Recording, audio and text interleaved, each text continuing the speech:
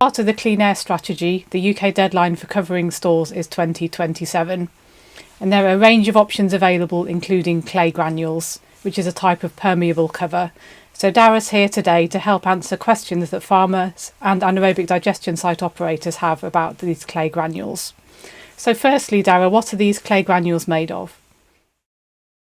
Well, they're called Leca Aerotop. That's LECA, which stands for Lightweight Expanded Clay Aggregate.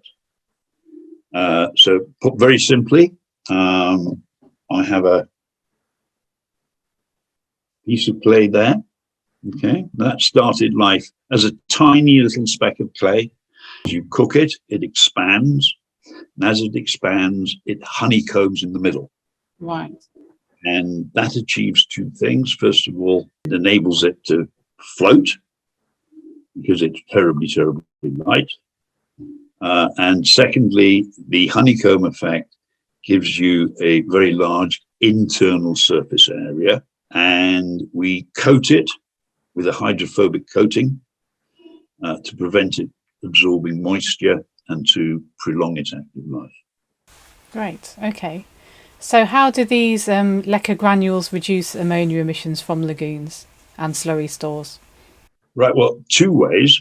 First of all, the very fact that you have got them floating on the surface of the slurry will stop the wind whip effect across the surface, the movement of air across the surface. So as air moves across the surface of slurry, it normally lifts the gases from the top sort of 2 to 3 inches. It's a bit like forming a vacuum, and then more gas comes in. The other method that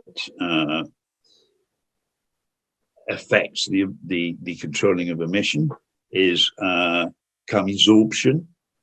Now, this is ions in this particular clay, and that's why we import it. It has a reaction with the ammonia and with hydrogen sulphide, and it basically breaks down the ammonia in the clay, and then that large internal surface area comes into play, because that becomes the equivalent of a storage tank, basically. So this will end up at the end of its life containing quite a lot of nitrogen and sulfur.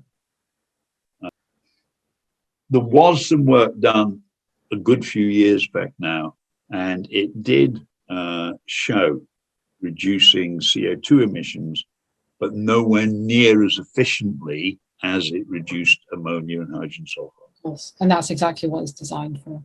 Yeah, I mean, it reduces ammonia by about 85%, and it was reducing CO2 by under 40%. Okay. But it's a contribution.